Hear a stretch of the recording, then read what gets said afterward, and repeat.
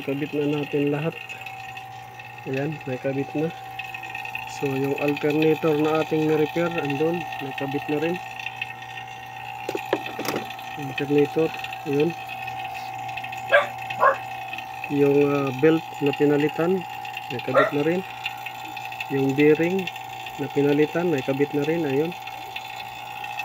Tapos yung pump, naikabit na rin. Ayun. So bali 5 ang ano nito.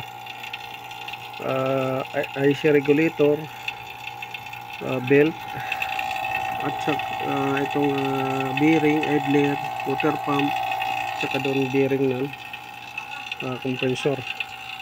So ngayon lalagyan natin ng preyon dahil drainin yung preyon nito, gawa ng hindi malabas yung water pump. So naglagay tayo ng steering pump dahil mababa na yung fluid ng steering pump. So naglagay tayo. Tapos naglagay rin tayo ng coolant dahil drainin natin yung coolant nito. At saka nag-ano rin tayo ng aircon. Ayan. So binabacuum natin para kakarga natin ng preyon at saka langis. So dito check natin. So 12.7 yung battery voltage, 12.7. so kumakarga na to, under observation na lang. So ulitin natin yung ginawa natin dito. Alternator, palit ng IC regulator or repair, belt palit ng bago, idler bearing palit ng bago, water pump palit ng bago, at bearing, compressor repair,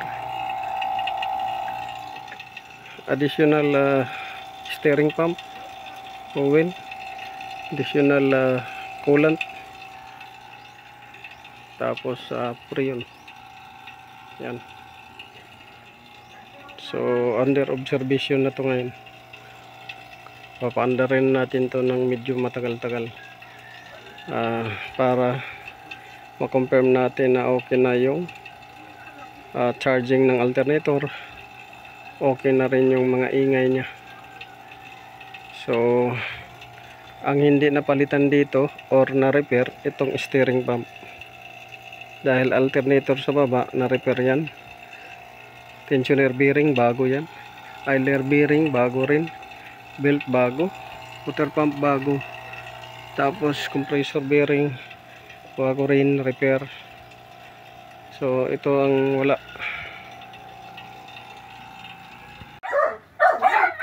So ini ang IC regulator, ini ang IC regulator man jakaraan.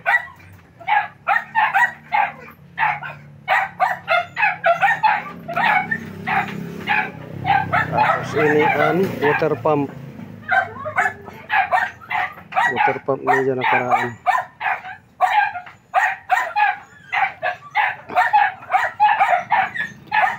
Ini ang idler bearing nakaraan.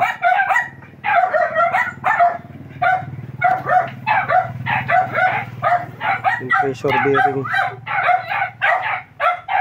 tapos ini belt.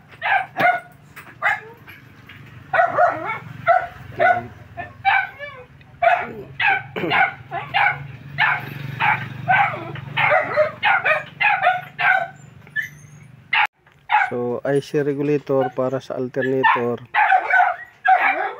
dahil mahina na yung charging, pinalitan. Water pump dahil maingay na pagka umikot siya, nagwa-whining na. Idler bearing unang start nagwa-whining. Pag nag-engage ang compressor, maingay ang bearing.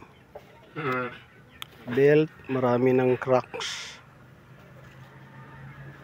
Marami ng crack. So pinalitan.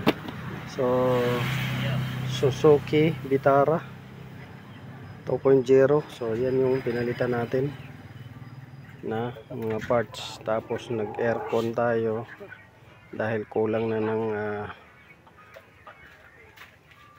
compressor oil.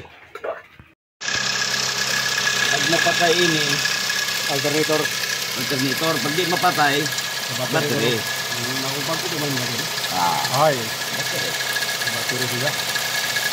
Guzman ako. Karga sa alternator ito kanan di mapatay. Ito nyo sa mga ipatana sa alternator. Magkano kayo, yan ay dinamo ko ng power. May kailangan sa nimo alternator. Sa alternator naman. Ano hanapay. Nga di sa ubos.